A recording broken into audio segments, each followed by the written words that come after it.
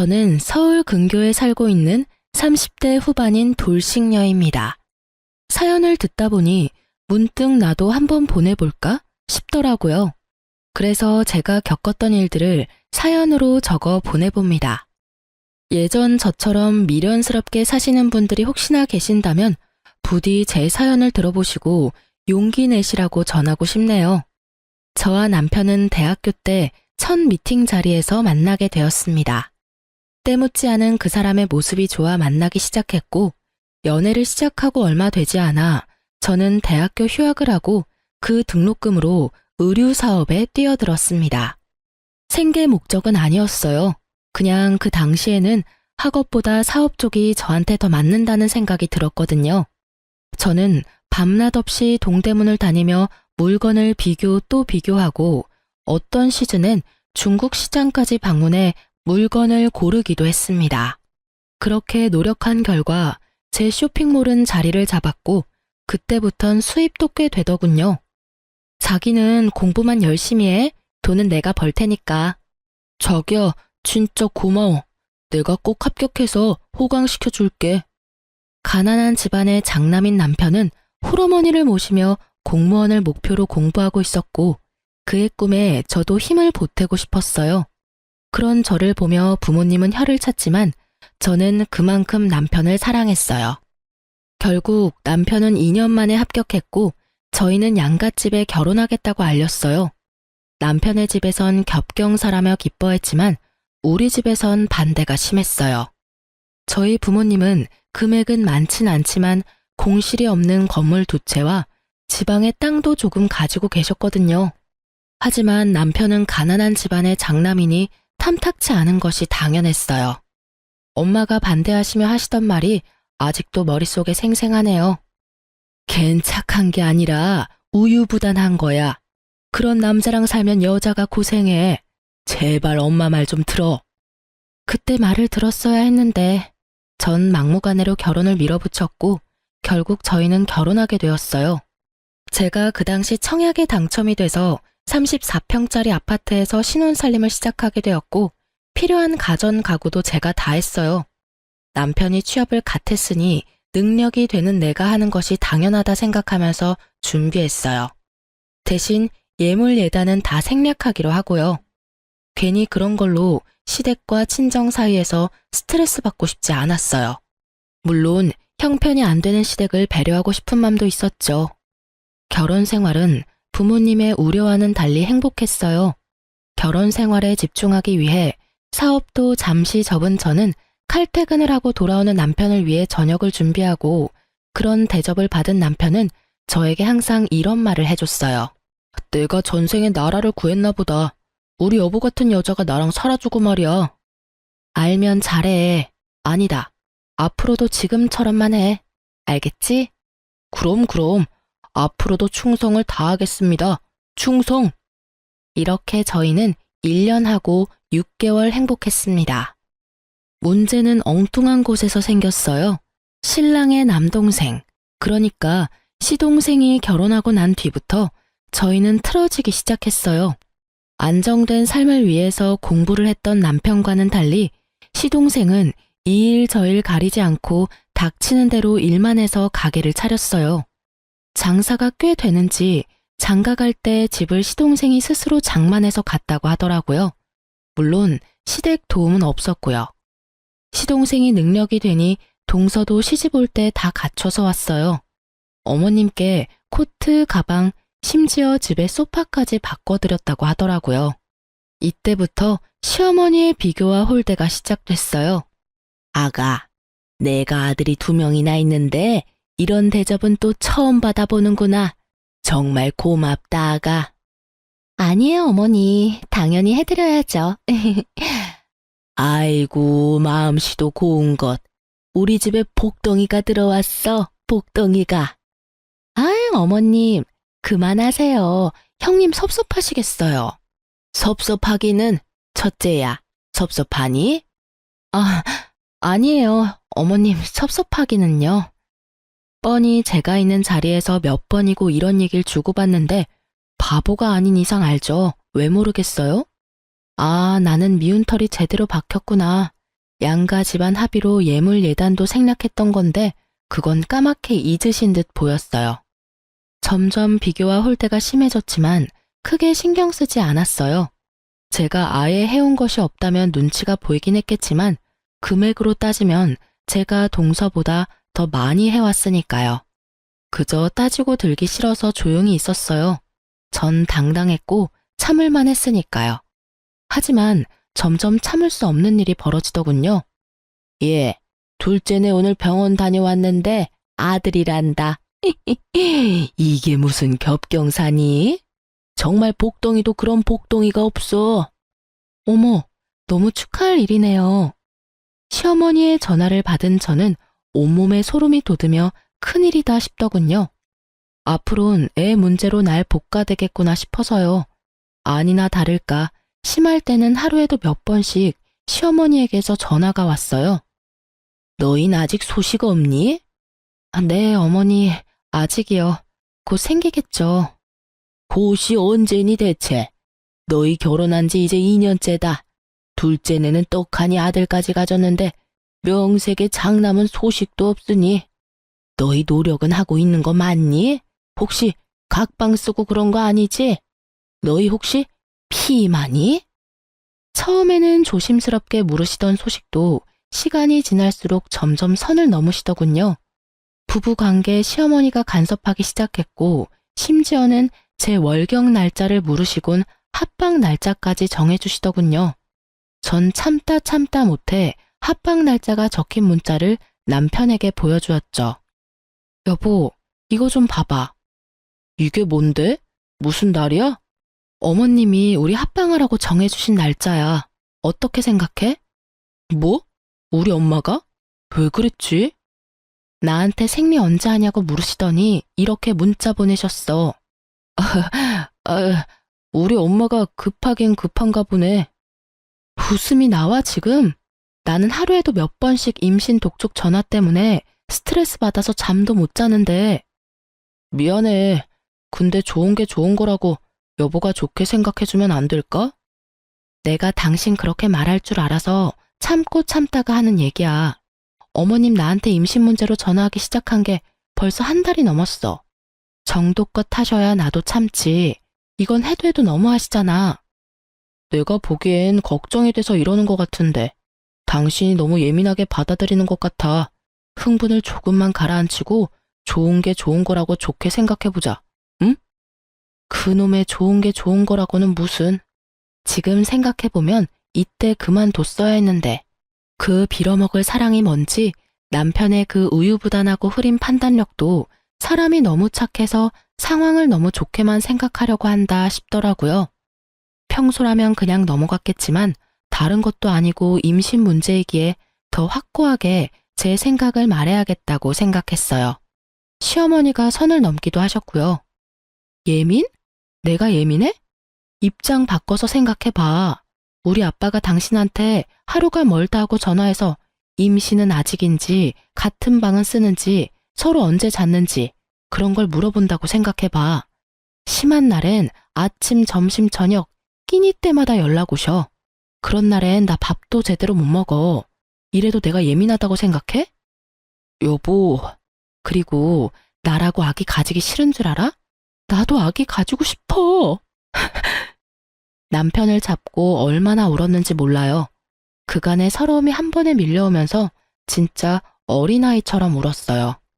난 엄마가 당신한테 이렇게까지 하는 줄 꿈에도 몰랐어. 미안해. 내가 더 신경 썼어야 했는데 내가 어떻게 할까? 어떻게 하면 될까? 아, 당신이 말했던 병원이라도 갈까? 가자. 그까지 검사 받는 거 뭐가 대수라고. 내일 연차 쓸 테니까 당장 가보자. 정말? 당신 싫다고 했잖아. 당신이 이렇게 우는데 내가 싫은 게 대수야? 가보자. 가면 되지. 그리고 엄마한테도 내가 당장 전화할게. 그냥 하는 말이 아니었어요. 제가 보는 앞에서 시어머니께 전화를 걸더니 내일 병원 가기로 했으니 앞으로 임신 문제로 연락하지 말아달라고 아주 단호하게 말하고 전화를 끊어버리더라고요. 전 평소와 달리 확실히 내 편을 들어주는 남편의 모습에 화가 좀 풀렸어요. 그렇게 다음날 병원에 가서 검사를 받았어요. 아무래도 자연 임신을 기대하기가 좀 힘드실 것 같습니다. 생각지도 못한 결과에 저는 충격을 받았지만 저보다 더 큰 충격을 받아 금방이라도 울 것 같은 표정의 남편을 보니 어떤 말도 나오지 않더라고요. 집으로 어떻게 돌아왔는지 기억도 나지 않았어요. 그냥 정신을 차려보니 거실 바닥에 우리 두 사람이 꼭 안고 울고 있었어요. 여보, 괜찮아. 부모님껜 죄송하지만 우리 둘이 행복하게 잘 살자. 요새엔 일부러도 안 낳는다잖아. 그렇게 좋게 생각하자. 그렇게 말해줘서 고마워, 여보. 다시 한번 느끼지만 당신 참 멋지고 좋은 여자야. 아니야. 당신이 멋지고 좋은 사람이니까 나도 그렇게 닮아가는 거야. 우리 행복하게 잘 살자. 그렇게 저흰 부모님껜 비밀로 하고 우리만의 행복을 위해 잘 살자고 서로를 위로했습니다. 남편의 전화 때문인지 시어머니에게서 더 이상 전화도 오지 않고 나름 평화로운 날을 보내고 있었어요. 며칠째 기운 없는 남편을 위해 선물이나 사줄까 하는 생각에 휴대폰으로 검색을 하고 있었죠. 그때 시어머니께 문자가 왔어요. 아가, 내가 급해서 그러는데 1,000만 원만 좀 빌릴 수 있을까? 너무 급해서 그래. 순간 멍하더라고요. 100만 원도 아니고 1,000만 원이라니. 혹시나 보이스피싱이 아닐까 하는 생각에 전화를 걸었어요. 아가, 문자 봤니? 네, 어머님. 혹시 무슨 일 있으신 건 아니죠? 그런 건 아니고 급하게 필요한 일이 있어서 그래. 혹시 누구한테 연락을 받았다거나 협박을 받았다거나 제가 걱정이 돼서 그래요. 얘가 사람을 세상 물정 모르는 노인네로 하는 것도 아니고 내가 보이스피싱이나 당할 사람으로 보이니? 빌려주기 싫으면 싫다고 말하려무나 쉐미 바보로 만들지 말고.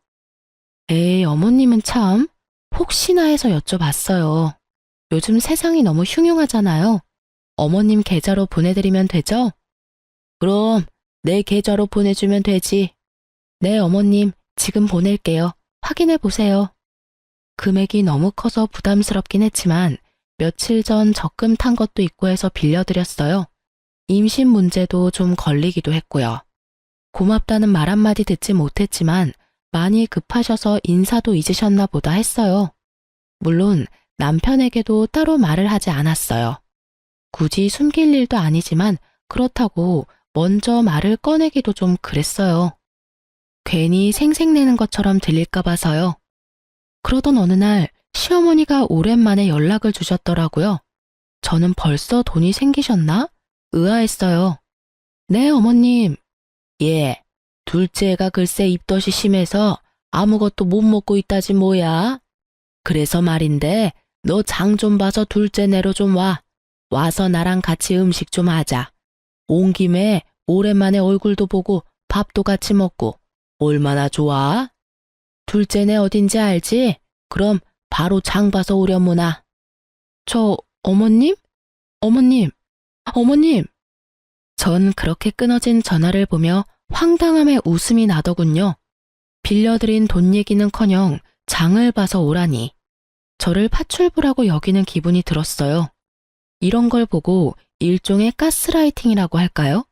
워낙 좋은 게 좋은 거라는 남편의 말을 듣고 살다 보니 어느새 저도 그렇게 살고 있더라고요. 호구되는 줄도 모르고요. 어쨌든 저는 출산 경험이 있는 친구들에게 전화를 돌려 입덧에 좋은 음식을 묻고 물어 되는 대로 다 사들고 동서내로 갔습니다. 낑낑대며 양손 가득 자신이 먹을 먹거리를 사들고 온 저를 보고 동서는 달려와서 돕기는커녕 소파에 떡하니 앉아 고개만 까딱거리며 인사를 하더군요. 형님, 오셨어요? 어머님은? 화장실 가셨어요. 여전히 앉아서 대답만 하는 동서를 보며 당장이라도 장봐온 것을 다 내팽개치고 한바탕 하고 싶었지만 뱃속의 아기를 생각하며 간신히 화를 눌렀어요. 얼마나 이를 꽉 깨물었는지 턱이 다 아려오더군요. 속으론 참을 인을 되뇌며 사온 재료를 주방에 두고 거실로 나왔어요. 너무 힘들어서 도저히 바로 요리를 못하겠더라고요. 거실로 나오니 아기 용품이 꽤 보였어요. 아기자기한 것이 저도 모르게 시선이 가더라고요. 아기 용품을 보고 있는데 못 보던 가방이 보였어요. 그냥 딱 보아도 구입한 지 얼마 되지 않은 에르땡땡 가방. 저도 사고 싶었던 가방이라 한눈에 딱 들어오더라고요. 동서, 저 가방 웬 거야? 원래 있었나? 아니요. 어머님이 얼마 전에 출산 선물이라고 미리 사주셨어요. 예쁘죠? 뭐? 어머님이? 네. 출산 선물로 뭐 갖고 싶냐고 물으시길래 그냥 가방이라고 했을 뿐인데 이렇게 비싼 가방을 사오셨더라고요. 어머님 진짜 대단하시지 않아요? 이렇게 비싼 가방까지 기대한 건 아니었는데. 그러니까 형님도 얼른 아들 하나 낳아요. 장손 출산 선물은 얼마나 대단하겠어요? 저는 아무 말도 들리지 않았습니다. 오로지 가방만 눈에 보이더군요. 아니, 정확히는 제가 빌려드린 1,000만 원과 그 가방이 겹쳐 보이더군요. 그렇습니다. 어머님이 저에게 급히 빌려간 1,000만 원은 알고 보니 동서 가방을 사는데 쓰였더군요. 시댁엔 저만한 가방을 사줄 만한 돈이 절대 없다는 걸 알기에 더 생각해 볼 필요도 없이 제 돈이었어요. 화가 머리끝까지 차올랐지만 정신줄을 꽉 잡고 있었어요. 여기서 이성의 끈을 놔봤자 저한테 득될 것이 없었으니까요. 심호흡을 하며 최대한 이성적으로 생각하려고 노력하고 있을 때 화장실에서 시어머니가 나오더군요. 그러면서 한 손에 들고 있던 걸레를 저에게로 던지더니 이렇게 말하는 겁니다. 예, 음식하기 전에 청소부터 좀 해라. 임산부 있는 집에 먼지가 너무 많아. 네? 전 제가 들은 말이 맞는 것인지 제 귀를 의심했습니다. 시댁 청소를 하라고 해도 불만이 터져나올 것 같은데 하물며 손아래 동서 집을 청소하라니요. 청소 좀 하라고. 청소 모르니? 우선 거실부터 청소기 좀 밀고 걸레로 좀 닦아라. 그리고 밥 먹고 나면 안방도 좀 치우고, 아, 창틀도 더럽더라. 거기도 좀 닦고. 요새 미세먼지 때문에 난리야, 난리. 아, 청소기는 작은 방에 있더라. 그거 쓰면 된단다. 언제까지 그러고 있을 거니? 빨리 청소기부터 가져와. 제가 왜요? 제가 너무 황당해서 왜냐고 되물으니 시어머니는 동서 옆에 딱 붙어 앉아 동서 배를 만지며 대답했어요. 그럼 입덧 때문에 밥도 못 먹은 얘가 하리, 다 늙은 내가 하리. 여기 너밖에 더 있니? 좋은 게 좋은 거라고 가족끼리 돕고 살아야지. 아까부터 뭐하고 서 있니? 얼른 하고 저녁도 차려야지. 말도 안 되는 말을 말이라고 하고 있는 시어머니나 이런 말도 안 되는 상황에도 자신은 아무것도 모른다는 듯 불뚝 나온 배를 만지는 동서나 어이없기는 매한가지였어요. 시어머니의 닥달에도 제가 움직이지 않고 가만히 있자 언성을 더 높이며 말하더군요. 그러게 진작 아들 하나 낳았으면 이런 일은 없었지. 어디서 저런 모질한 게 우리 집에 들어와서 집안 대를 끊어놓고 있어? 애를 못 낳으면 이런 일이라도 해야지. 지금에야 하는 말이지만 네가 우리 집에 시집와서 한 게 뭐가 있니? 그 말을 듣는데 순간 정신이 번쩍 들더라고요.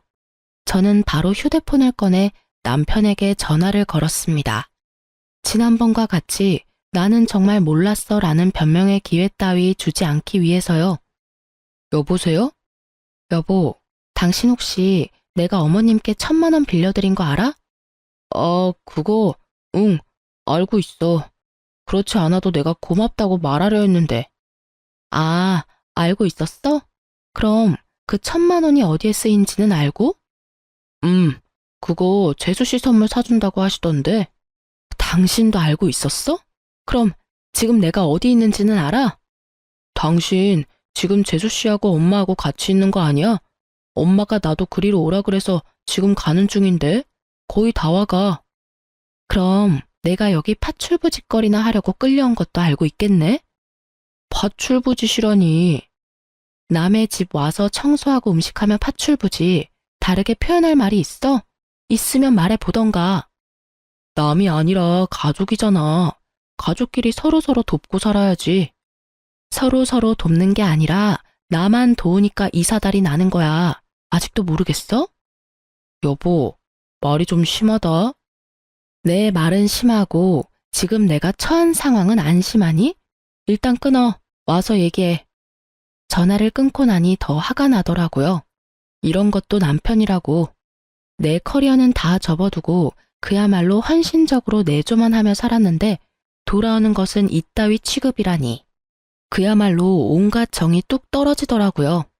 이 사태를 어떻게 해야 이 화가 풀릴까? 머릿속으로 5만 가지 생각이 오가는 그 순간 동서가 한마디 하더군요. 형님, 지금 어머님 앞에서 무슨 짓이에요? 짓? 저는 그야말로 이성의 끈이 끊기는 소리가 들리며 오히려 정신이 맑아졌어요. 전 바로 제 발밑에 던져진 걸레를 집어들고 동서의 얼굴로 냅다 던져버렸습니다. 야, 너 임신한 게 유세냐? 입덧해서 밥 못 먹고 청소를 못하면 친정엄마를 부르던지. 그것도 안 되면 돈 주고 사람을 부르면 될 일이지 어디 사람을 오라가라 해? 저의 말과 행동에 적잖게 놀란 동서는 걸레가 닿았던 얼굴을 닦아대며 저를 노려볼 뿐 아무 말도 못하고 있었고 시어머니는 벌떡 일어나 막말을 하기 시작하더라고요. 시집 올 때 몸뚱이 하나 가지고 와서 내 아들이 벌어다주는 돈이나 펑펑 쓰면서 놀고 먹는 그런 주제에 어디서 니까짓 게 큰 소리야? 전 치사하고 더러워서 끝까지 하고 싶지 않았던 말을 하기로 했습니다. 어쩌겠어요. 새까맣게 잊으신 것 같으니 제가 다시 일깨워 줄 수밖에요. 어머님, 제가 진짜 치사해서 이런 말 안 하려고 했는데 기억 안 나시는 것 같으니까 말씀드릴게요. 그래, 무슨 말인지 어디 한번 말이나 드러나 보자. 저 시집 올 때 몸뚱이만 가지고 오지 않았고요. 집, 가전, 가구, 심지어 지금 어머님 아들이 타고 다니는 그 차까지 제가 다 해서 왔고 다 제 명이에요. 거기에 어머님 아들 돈은 단 1원도 안 들어갔어요. 제가 예단으로 들고 온 것만 해도 억 단위인데 전 예물은커녕 봉투 하나 구경하지도 못했네요.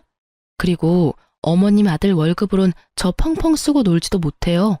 전 제가 모아뒀던 돈이랑 투자했던 돈으로 놀아요, 어머님. 그리고 그 돈으로 어머님께 1,000만 원 빌려드린 거고요. 그런데 그 돈으로 어머님은 동서 가방을 사주셨네요. 제 말에 동서는 몰랐던 사실을 알았다는 듯 놀란 눈으로 시어머니와 저를 번갈아가며 보더라고요. 그랬겠죠. 시동생이 가난한 자신의 집안 상황을 제대로 설명했을 리도 없겠죠. 지금 시부모가 살고 있는 집이 겉에서 보기엔 그럴듯했지만 사실 그 집은 자가가 아닌 전세인데다가 그 전세금도 월세로 사는 부모님을 두고 자신들만 좋은 집에 살 수 없었던 남편과 시동생이 마련해 줬던 거니까요. 속 시원하게 내뱉긴 했는데 순간적으로 내가 너무 심했나? 싶더군요. 미우나 고우나 아직은 시어머니고 어른이시니까요. 하지만 그런 저의 고민을 한 방에 날려줄 말들이 시어머니 입에서 흘러나오고 있었습니다. 너 아들 하나 못 낳는 년이 성질만 나빠서는 너 그러니까 아기가 안 생기는 거야. 알아? 너같이 돈만 밝히고 못된 년은 평생 노력해도 임신은 꿈도 못 꿀 거다. 혹여 임신이 된다고 해도 그 애가 멀쩡히 잘 붙어 있겠니? 그 못된 신부에 떨어지고도 남지. 이 나쁜 년. 부모님께도 한 번도 들어본 적 없는 욕과 저주 섞인 말을 듣고 저는 생각했습니다. 사실을 밝혀야겠다고. 이런 사람에게 더는 배려할 필요가 없다고 말입니다. 아니요. 저는 충분히 아기 낳아드릴 수 있는데 어머님 아들이 고자라서 아기를 못 낳아드려요. 제가 문제가 아니라 어머니 아들이 문제라고요. 무정자증이라고 아세요? 어머님 아들이 무정자증이래요. 그렇습니다. 병원에서 저희가 들은 말은 남편이 무정자증이라 임신이 어려울 것이라는 결과였습니다. 저는 남편을 너무 사랑했기에 모든 것을 그냥 받아들였습니다. 저에겐 있지도 않은 이세보단 남편이 우선이었고 자신에게 문제가 있으니 다시 임신 얘기가 나오면 남편이 중간 역할을 잘해줄 것이라 믿었으니까요. 그래서 다 비밀로 하고 그냥 묻고 지나가려 했는데 이렇게 나오니 더는 숨길 필요가 없겠더라고요. 뭐가 어쩌고 저째? 네가 이제 하다 별 거짓말도 다 하는구나. 아들 가진 둘째가 부러우면 부럽다고 말해.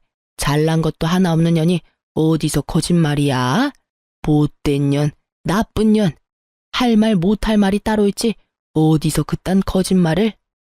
말에 반은 욕설인 그 사람을 보며 전 더 이상 어머니라 부르기도 싫어졌네요. 그래서 더 눈을 똑바로 뜨고 말했어요. 아줌마, 그럼 잘난 동서랑 평생 사세요. 네? 이 잘난 것 하나 없는 년은 이만 사라질 테니까요. 제 말을 들은 동서는 너무 놀라 두 손으로 입을 틀어막았고 시무는 저를 한 대 칠 기세로 다가왔어요. 저는 때릴 테면 때려보라는 심보로 가만히 서 있었고요.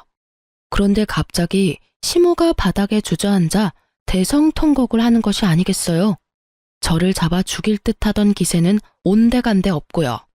저는 당황스러워 바닥에 주저앉은 시무를 보고 있었어요. 그 순간 제 뒤에서 목소리가 들려오더라고요. 이게 다 무슨 일이야? 엄마 왜 울어? 그래요. 남편이 어느새 제 뒤에 서 있더군요. 시모는 자기 아들이 오는 걸 보고 우는 연기를 시작하신 거였어요. 제가 아까 장본 걸 혼자 들고 들어오느라 현관문을 열어두고 닫는다는 걸 깜빡했더라고요. 그 활짝 열린 문으로 남편은 들어왔다가 이 사단을 본 것이었어요. 당신이 뭐라고 했어? 남편의 물음에도 제가 아무 말도 안 하니 동서가 얄밉게 답했어요. 어머님이 청소 좀 도와주면 안 되겠냐고 하시니까 형님이 제 얼굴에 걸레를 막 던지고 어머님한테는 아줌마라고 하면서 소리를 막 지르시는데 저희 너무 무서웠어요. 무정자증 얘기는 빼더군요. 그건 동서도 입에 올리기 그랬던 모양이었어요. 동서의 소름 끼치는 연기가 끝나자 더 소름 끼치는 어머님의 연기가 시작되더군요. 아이고, 내가 너무 오래 살았지. 오래 살았어. 청소 좀 같이 하자고 했더니 시애미를 잡아먹으려고 하지를 않나. 손 아래 사람이 좋게 한마디 했다고 시애미 보는 앞에서 걸레를 집어 던지지를 않나. 그뿐이니? 감히 내가 보는 앞에서 내 아들을 쥐잡듯이 잡고. 아이고, 내가 너무 오래 살았어. 내가 죽어야지. 이 꼴 보면서 더 살면 뭐해? 어머님, 그런 소리 하지 마세요. 막장 드라마에서 보던 장면이 눈앞에 펼쳐지자 할 말은 사라지고 넋을 놓고 보고만 있게 되더라고요. 그러면서 이때껏 저런 사람들을 가족이라고 생각했던 저 자신이 한심스러우면서 상황이 더 명확히 보이기 시작했어요. 아, 이 사람들은 내가 진짜 우습구나, 날 진짜 호구로 봤구나 하고요. 아줌마? 당신 진짜 그랬어?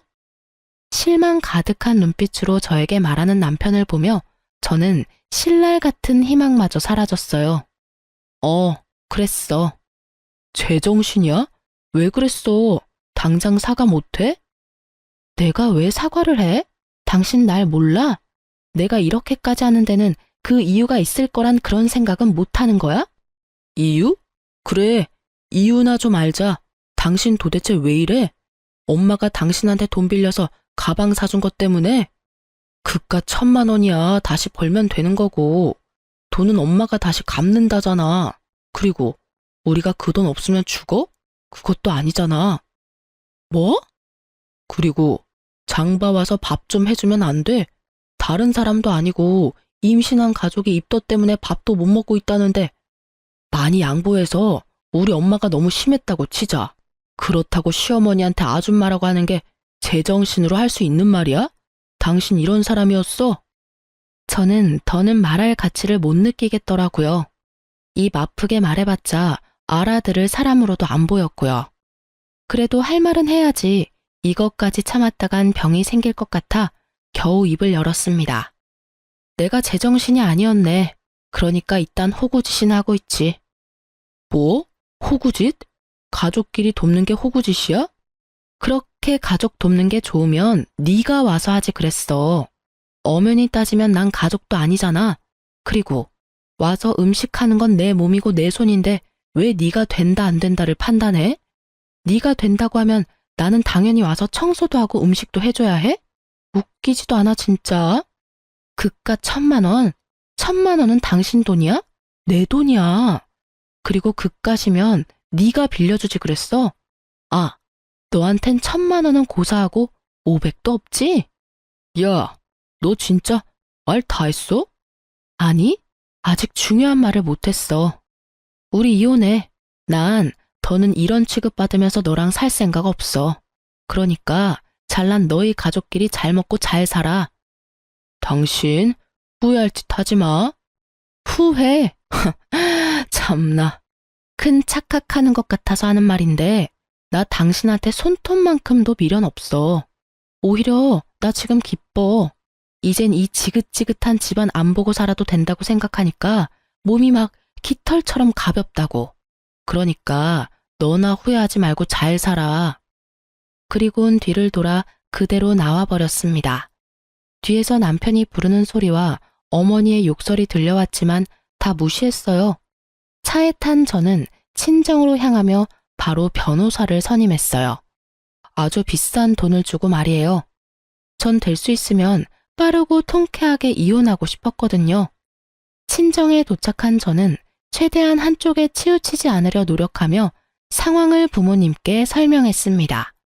한참 동안 듣고 계시던 부모님이 말씀하셨어요. 우리 딸 많이 힘들었겠네. 따뜻한 부모님의 목소리를 듣는데 왜 그렇게 눈물이 나는지 저는 오랜만에 부모님 품에 안겨 울었어요. 진작 엄마 말 들었으면 이런 일도 없었을 텐데. 미안해 엄마. 말 안 듣고 고집 부리다가 이런 꼴이나 보이고.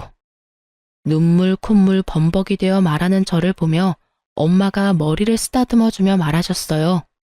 딸, 이런 꼴이면 어떻고 저런 꼴이면 어때? 넌 여전히 엄마 아빠가 사랑하는 딸인데.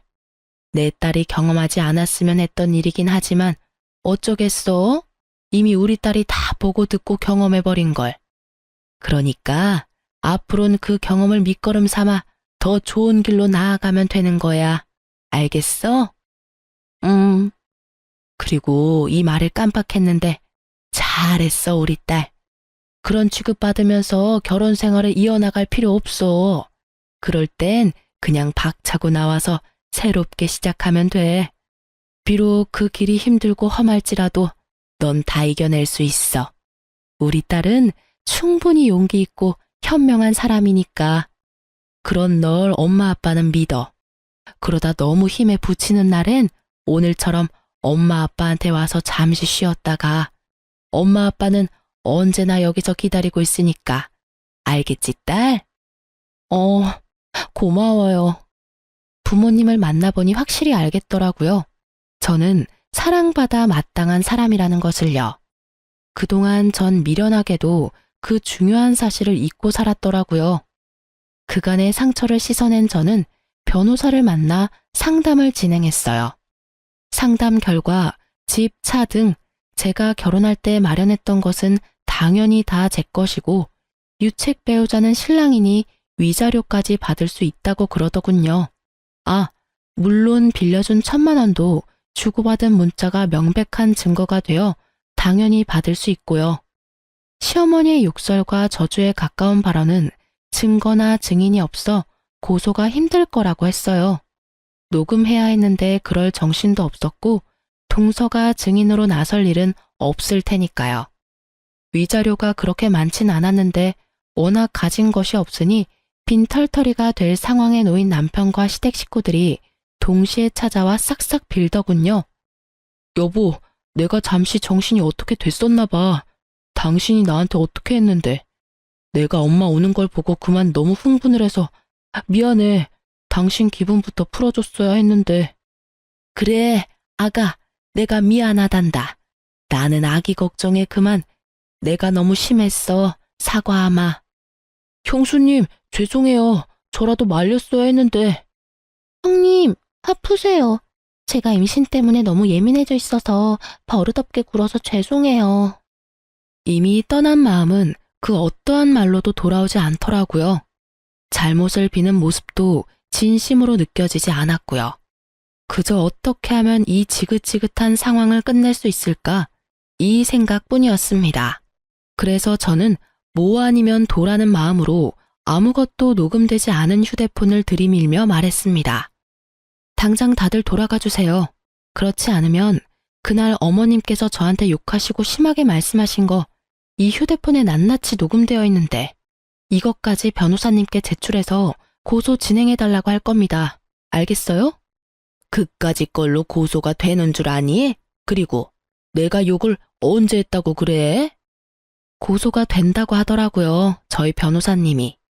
그래서 하는 김에 같이 고소하려다가 그래도 살았던 정이 있어서 고소는 하지 않겠다고 했는데 제가 또 실수한 것 같네요. 어머님이 입에 담지도 못할 욕설과 모진 말들을 잊으신 걸 보니깐요. 원하신다면 한번 들어보실래요? 저도 한번 들려드리고 바로 고소 진행하죠 뭐. 저의 천연덕스러운 연기에 다들 입으로 욕은 하지 못하지만 눈빛으로는 심한 욕들을 하고 돌아가더라고요. 그렇게 저의 이혼은 빠르고 성공적으로 잘 마무리되었어요. 오래 연애를 했던 터라 이혼 후에도 남편의 얘기가 들려오더라고요. 그때 그 집 문이 활짝 열려 있어서 앞집 옆집 사람들이 싸우는 거 다 들었다더라. 너희 시댁, 아니 시댁이었던 집이랑 동서네랑 한 동네였잖아. 그 동네에 그 집 첫째 아들 무정자증이라고 소문이 쫙 돌았대. 거기에다가 그 시어머니였던 사람이 너한테 막말하면서 욕한 것도 소문이 쫙 돌아서 한동안 난리 났었어. 뭐 그런 뻔뻔한 집안이 다 있냐고. 그러니 그 동네에서 계속 살 수 있겠니? 아파트는 헐값에 그냥 처분하고 시댁집도 이사했다고 하더라. 우리 친구들 사이에도 소문 쫙 나서 네 전남편 재혼은커녕 모임도 못 나온다 그러더라. 요즘엔 본가 들어가서 살고 있다나 봐. 하긴 너한테 위자료 주고 집 얻을 돈이나 있겠어? 그러게 좀 잘하고 살지. 너 같은 복덩이가 어디 있다고. 그러게나 말이다. 너희 부모님은 뭘 하셔? 내 얘기 들으시곤 잘했다고 칭찬까지 해주시더라. 하긴 나 같아도 그렇겠다. 하여튼 잘했어. 다음 주 모임인데 넌 나올 거지? 생각해보고. 전부 네 편이니까 불편하게 생각하지 말고 편하게 와서 밥이나 먹고 가. 알겠지? 알겠어. 고마워. 신경 써줘서. 별 말을 다 한다. 다음 주에 봐. 자기 일처럼 통쾌해하며 제 복수의 끝을 알려주는 친구의 전화 덕에 전 비로소 발을 뻗고 잤답니다. 여기서 끝이냐고요? 아니요. 이혼 절차가 마무리되고 한 달도 지나지 않은 어느 날 동서가 찾아왔더라고요. 형님, 제발 다시 한번 생각해 주시면 안 될까요? 제가 잘할게요. 동서, 이러지 마. 형님, 제발요. 이러다가 어머님은 물론이고 아주버님까지 모시고 살게 생겼어요. 저 좀 살려주세요. 역시는 역시였습니다. 사람 쉽게 변하는 게 아니더군요. 저한테 미안해서 온 것이 아니라 자신이 가난한 집안을 다 떠맡게 생기니 호구 같은 제가 필요해서 왔던 거더군요. 저는 뱃속의 아기를 생각해 좋게 보내려 했건만 하는 행실을 보아하니 말로는 곱게 보내긴 힘들어 보였어요. 그래서 나보고 다시 그 집구석으로 들어가서 또 그렇게 호구 잡히고 살라는 말이야? 동서, 양심이 있어 없어? 어떻게 나한테 그런 말을 해? 그리고 동서 나한테 어떻게 했는지 잊었어? 나 더는 동서뿐 아니라 그 집안 사람이랑 말도 섞기 싫으니까 당장 돌아가줘. 제가 진짜 잘못했어요. 형님, 이렇게 빌게요. 앞으로 형님 말이라면 뭐든 다 듣고 잘할게요. 결국 동서는 무릎까지 꿇고 빌며 울더라고요. 배는 만삭인데 그런 몸으로 그러고 있으니 난감했습니다. 안쓰럽고 이런 것이 아니라 일으킨다고 잘못 건드렸다간 또 무슨 일이 생기는 거 아닌가 하는 생각에요. 그래서 전 우는 동서를 손끝 하나 대지 않고 경찰에 신고했습니다. 임산부라는 사전 설명도 했고요. 몇 분 뒤 여경분들이 오셔서 동서를 데리고 가더라고요. 그리고 그날 저녁 소식을 들은 남편이 찾아왔더라고요. 야, 너 이렇게 독한 여자였어? 어떻게 임신한 사람을 경찰에 신고할 수가 있어? 이 정도 되는 여자니까 곱게 경찰 불러서 돌려보낸 줄이나 알아. 다른 여자 같았으면 질질 끌어다 내쫓았어. 알아? 너 진짜 독하다. 너 때문에 재수씨는 이혼한다고 짐 싸들고 나가버렸고 우리 엄마는 그 충격에 쓰러지셨어. 어떻게 책임질 거야? 동서가 집을 나갔어? 하긴 그간의 한 짓거리를 보면 그러고도 남겠다. 근데 그게 왜 내 책임이야? 호구짓하던 든든한 방패막이 사라지니 도망친 동서나 그 충격으로 쓰러진 네 엄마나 전부 자기가 저지른 일, 자기가 벌 받는 거야. 당신 진짜 내가 알던 사람 맞아? 이렇게 피도 눈물도 없는 독한 여자인 줄도 모르고. 당신이야말로 이렇게까지 상황 판단이 안 되는 사람인 줄 내가 미처 몰랐네. 진작 알았으면 이런 꼴까지 볼 필요도 없이 끝냈을 텐데. 이런 꼴? 내가 하고 싶은 말이야. 이런 여잔 거 진작 알았으면 결혼도 안 했어. 아니, 애초에 눈길도 안 줬다고. 내가 당신이 진짜 좋아서 결혼한 줄 알아? 우리 가족한테 잘하는 모습에 그냥 결혼한 거야. 거기에다 합격했다고 버리기엔 당신이 너무 불쌍했거든. 내가 바보였지. 이럴 줄 알았으면 그냥 그때 헤어지고 딴 여자 만나는 건데. 저는 그 순간 남편 뺨을 때려버렸습니다. 웬만해선 손도 대기 싫었지만 도저히 화가 나서 참을 수가 없더라고요. 참 고맙네. 그나마 남아있던 미운 정도 다 털어내게 해줘서. 그리고 방금 한 대 맞은 거 신고하고 싶어도 조금만 참아. 내가 아까 불청객 왔다고 신고해서 경찰들이 곧 올 거거든. 그때 신고하든가 말든가. 나도 할 말 많은데 참고 있으니까 아주 이참에 개싸움 해보자고. 저한테 한 대 맞은 충격 때문인지 할 말이 없어서인지 남편은 아무 말도 행동도 하지 않더라고요. 그때 타이밍 딱 맞춰서 출동하신 경찰분들이 남편을 데리고 가면서 저와 남편과의 인연은 완전 끝이 났어요. 이따금씩 들려오는 소식엔 결국 시동생네는 이혼을 했고 동서는 아기까지 버리다시피 하고 연락을 끊어버렸다고 하더라고요. 시댁 식구들과 남편은 다 저 때문에 일어난 일이라며 사람들에게 제 욕을 그렇게 하고 다닌다는 얘기까지 들려왔어요. 전 얼굴도 들고 다니지 못하게 남편 회사에도 소문을 쫙 내버릴까 하고 잠시 고민했지만 그러진 않았어요. 그렇게까지 해서 똑같은 사람이 되고 싶지 않기도 했지만 그 사람에게서 저를 잃게 만드는 것이 가장 큰 복수라고 생각했거든요.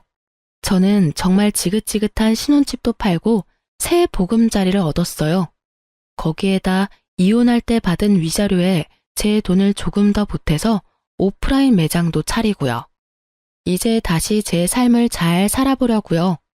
비록 돌싱녀지만 제가 능력이 있고 자신감도 있으니까 괜찮은 맞선 자리가 계속 들어오더라고요. 정말 이혼이 흠이 아닌 시대가 오긴 했나 봐요. 당장은 아니지만 빠른 시일 내에 연애도 해볼까 합니다. 오늘이 내 생애 제일 젊은 날이라고 하잖아요. 제일 젊고 예쁜 오늘을 지난 날만 떠올리면서 살 수는 없으니까요. 제 긴 사연을 듣고 계신 분 중에서 미련했던 저같이 살고 계신 분이 있다면 말씀해드리고 싶어요. 이혼이 꼭 정답은 아니지만 그렇다고 흉도 아니에요. 아내란 이유로, 며느리란 이유로 정당하지 않은 대접과 그것을 당연하게 여기는 사람들에게 주눅들지 마세요. 당당해지세요. 누군가에게는 둘도 없는 자식이자 대접받고 사랑받아 마땅한 사람입니다. 그럼 지금까지 제 긴 사연 들어주셔서 감사합니다. 좋은 하루 되세요.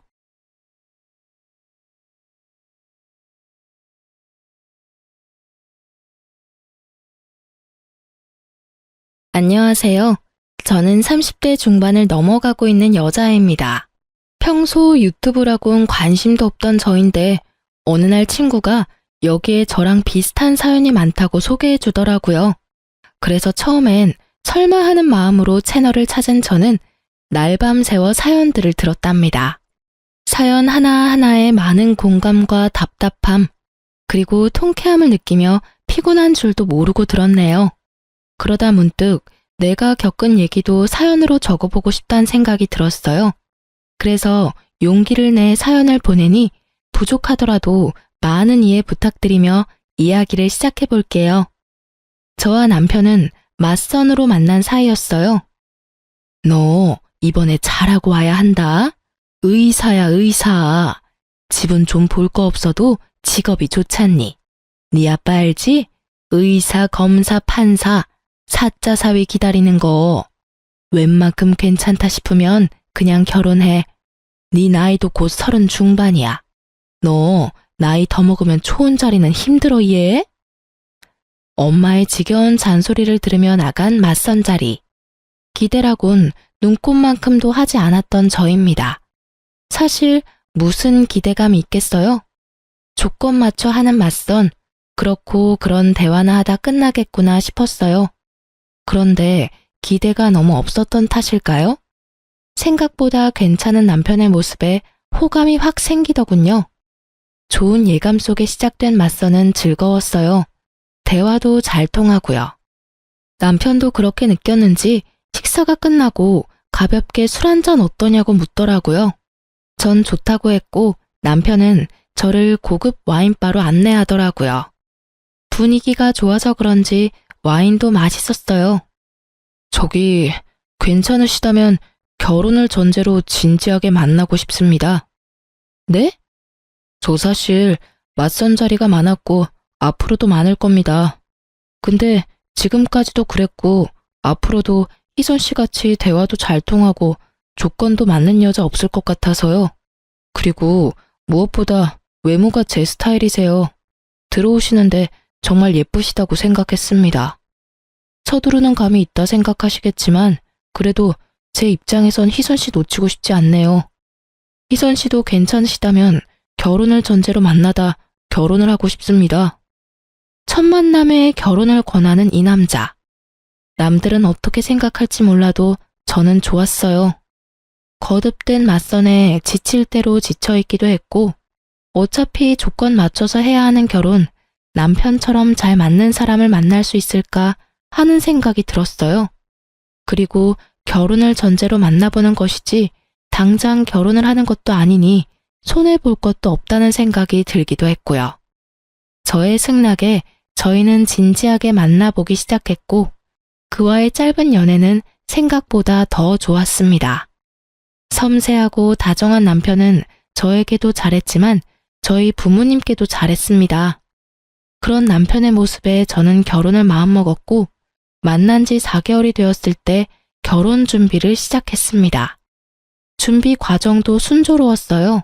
당연했죠. 원하는 자리, 원하는 평수의 상가를 매입해 병원 개원 준비도 시작했고 40평대 아파트, 외제차까지 그 모든 것을 저희 부모님이 해주셨으니까요. 사전에 약속된 사항이라 저도 대수롭지 않게 생각했어요.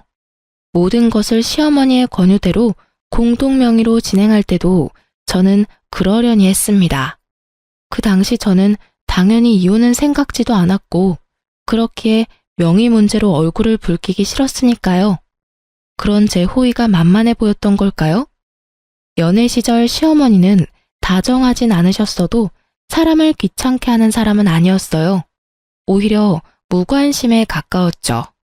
생전 먼저 연락을 하시는 일도 없었고 어쩌다 통화를 하게 돼도 용건만 간단히 말하시고 끊으시곤 했어요. 하지만 결혼을 하고 난 뒤 어머님은 완전히 다른 사람이 되어 있었습니다.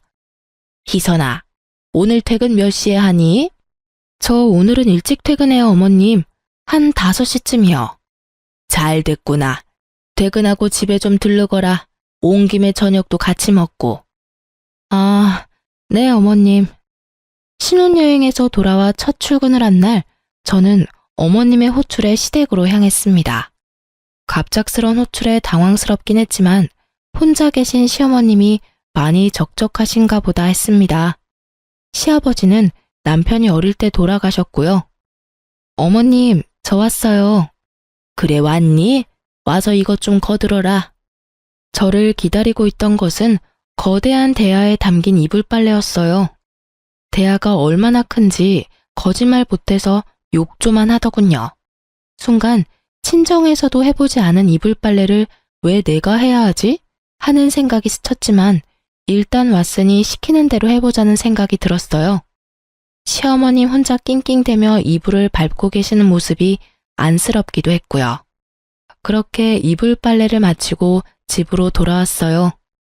저녁까지 먹고 가시길 원하는 눈치였지만 힘들어서 밥은커녕 그저 눕고 싶은 마음뿐이었거든요. 집으로 돌아온 저는 땀범벅이 된 몸을 빨리 씻고 침대에 누워 쉬고 있었어요. 마침 퇴근하고 돌아온 남편이 죽어가는 저를 보고 깜짝 놀라선 다가왔어요. 여보, 어디 아파? 얼굴이 왜 그래? 아, 오늘 너무 힘들었어. 오랜만에 출근해서 그래? 그러게, 이제 어린이집은 그만두라니까. 저는 당시에 10년차 어린이집 선생님이었어요. 어릴 때부터 어린이집 선생님이 꿈이었던 터라 대학도 유아교육과를 졸업했고 처음 취업을 한 어린이집에서 쭉 아이들을 보살피고 있었어요. 전 제 직업에 대한 자긍심이 강했고 이제 편히 쉬길 원하는 남편의 권유에도 불구하고 전 일을 하고 있었어요. 일은 몸에 익어서 힘들 것도 없어. 가끔 정신이 힘든 거지. 그럼? 지금 당신 얼굴에 핏기 하나 없이 창백해. 오늘 어머님 댁에 불려가서 이불 빨래 엄청나게 해서 그래. 한 3시간은 안 쉬고 빨래만 밟았어. 뭐? 남편은 당장이라도 시어머님께 전화라도 할 요량으로 휴대전화를 꺼내들었고 전 필사적으로 말렸어요. 뭐하게? 어머님께 전화하게? 전화해서 앞으로는 그러지 말라고 해야지. 아, 됐어. 당신이 그러면 내가 뭐가 돼? 괜히 힘들게 일하고 욕까지 듣게 만들지 말고 다리나 좀 만져주라, 응? 어휴, 어디? 여기? 거기.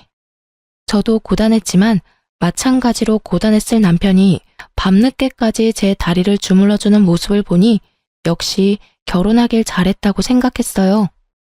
그 뒤로도 시어머님은 적게는 일주일에 1번, 많게는 일주일에 4번을 저를 불러 잠일을 시키더군요.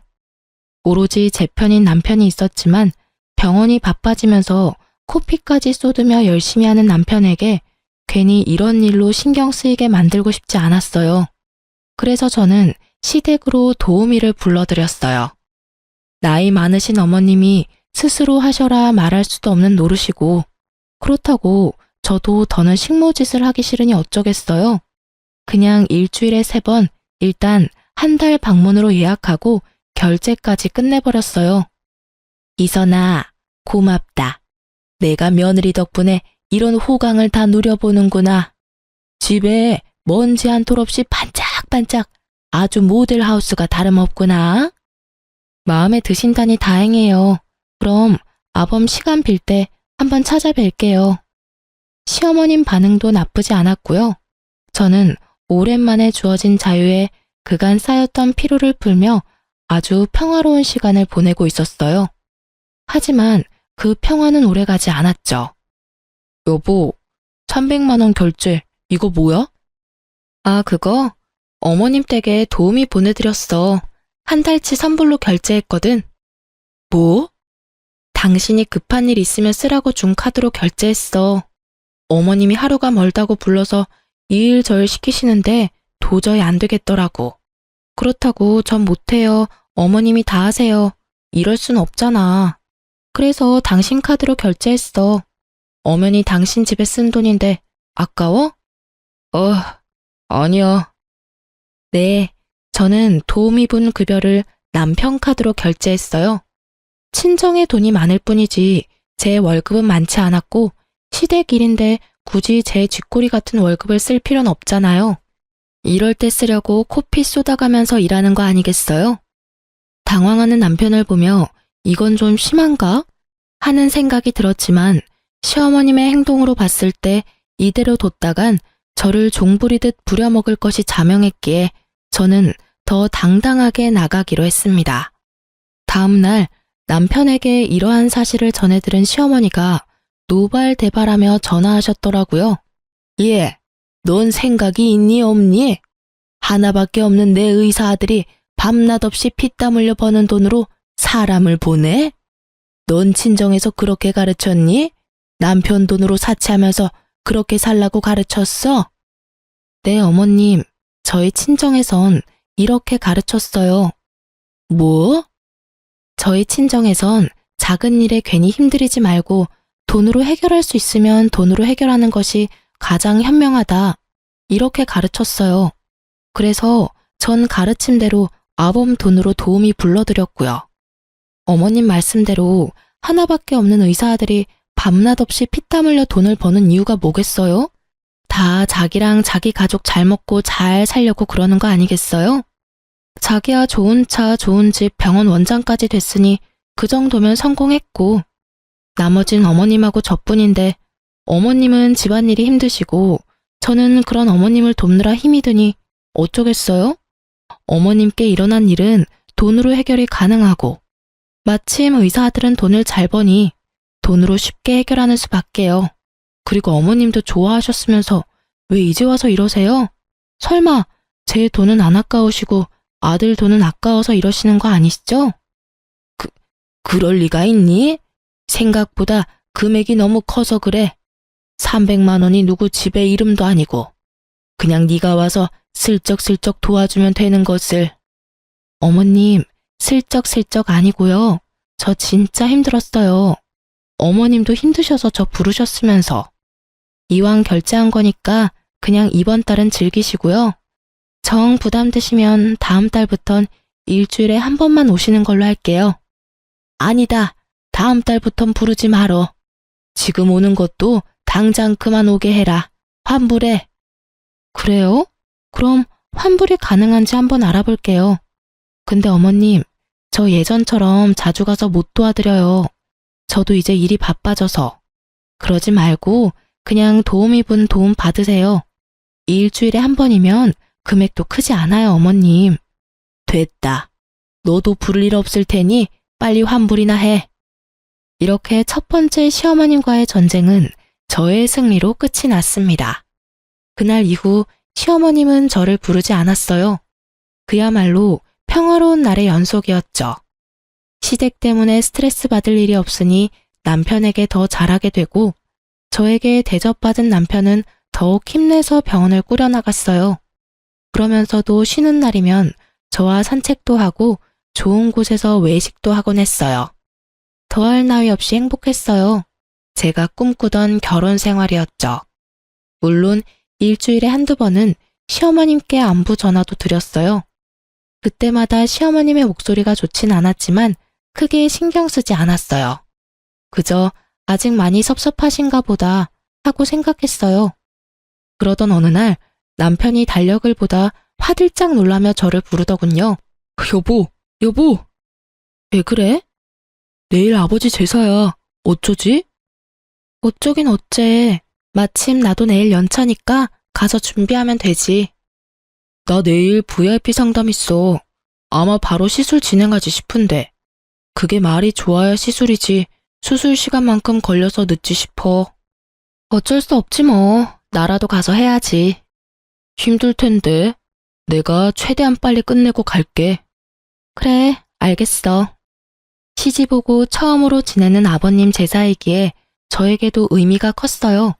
거기에다 어머님 기분도 좀 풀어드릴 겸 혼자 인터넷에 검색을 해가며 장을 봐서 시댁으로 갔어요.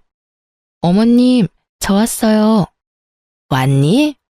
어머님, 어디 아프세요? 어머님은 마스크를 끼고 누워 계셨어요. 머리엔 젖은 수건도 한 장 올리시고요. 말할 기운도 없으셨는지 기침 소리를 내면서 말했죠. 몸살이 왔는지 안 아픈 곳이 없구나. 열도 나는 것 같고. 어머, 어떡해요. 병원은 다녀오셨어요? 그럼 약도 얼마나 독한지 정신이 몽롱한 게 어지러워서 누워 있었어. 약 기운이 퍼져서 그러는가 봐요. 한숨 주무세요. 음식은 제가 어떻게든 해볼게요. 네가 할 수 있겠니? 최선을 다해볼게요. 어제 남편과 통화할 때까지만 해도 멀쩡하던 사람이 갑자기 아프다니 의심쩍은 부분이 있었지만 본인이 아프다니 어쩌겠어요? 저는 얼른 음식을 준비하기 시작했어요. 처음 해보는 제사 음식이지만 친정에서 어깨너머로 본 것이 도움이 되더군요. 대충 순서는 알고 있으니 크게 우왕좌왕할 일도 없었고요. 그런데 계속해서 일어섰다 앉았다 해서 그런가 배가 자꾸 아프더라고요. 화장실 가고 싶은 배가 아니라 꼭 생리통같이 아랫배가 콕콕 쑤시는 느낌이요. 콕콕 쑤시던 배는 어느새 쿡쿡의 강도가 되었고 전 어떻게 음식을 다 만들었는지 모르겠어요.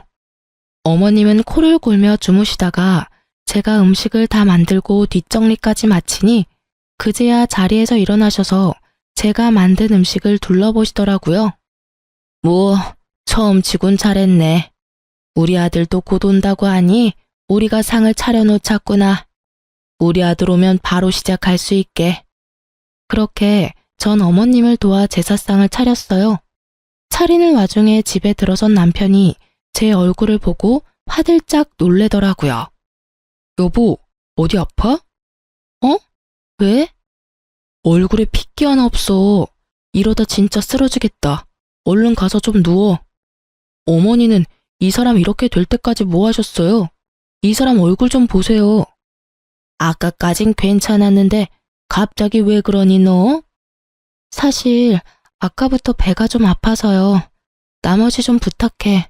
나 당신 방 가서 좀 누워 있을게. 걱정하지 말고 얼른 가서 쉬어. 저는 시어머님의 궁시렁대는 소리가 들려왔지만 그 말에 신경 쓸 겨를이 없었어요. 점점 고통이 심해지고 있었거든요. 전 총각대 남편이 쓰던 방으로 가 침대에 몸을 뉘었어요. 곧 괜찮아지겠지 했던 고통은 점점 심해지고 견딜 수 없는 고통에 앓는 소리가 입 밖으로 절로 튀어나오더라고요.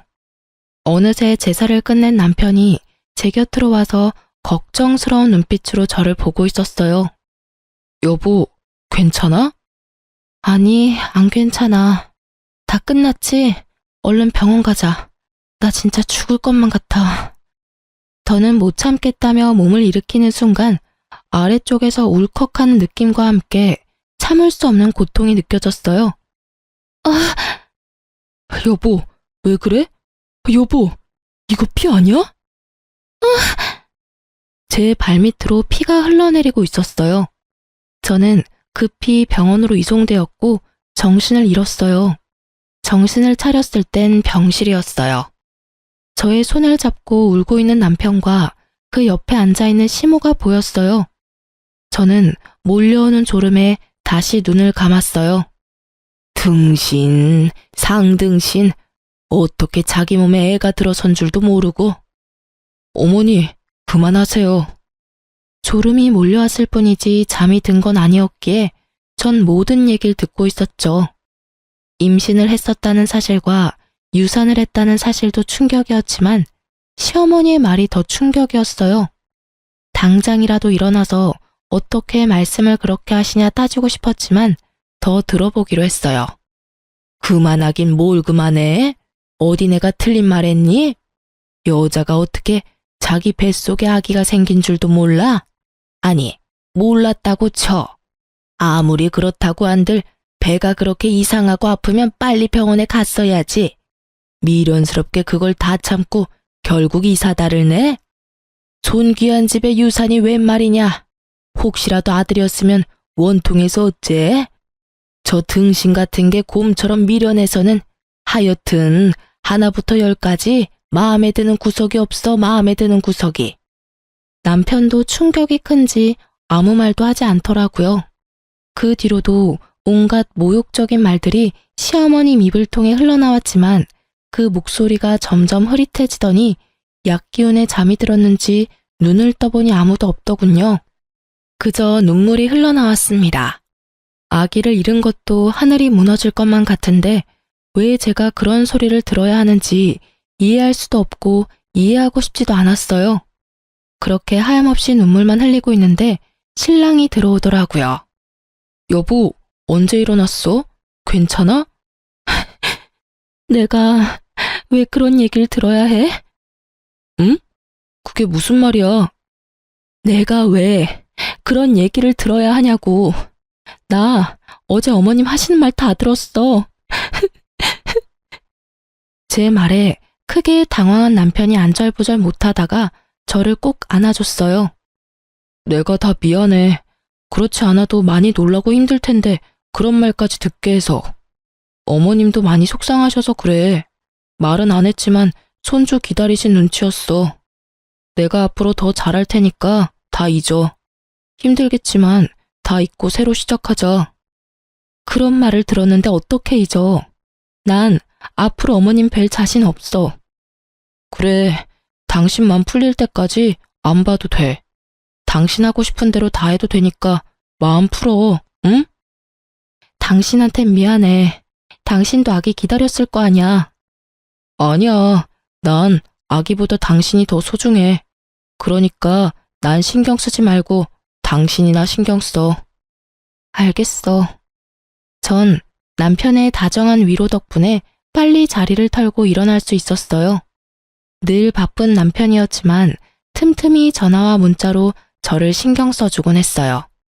가끔 쉬는 날이면 친정에 같이 가서 하룻밤 자고 오는 날도 있었고요. 정신이 없는 저를 대신해 친정도 잘 챙겨왔더라고요.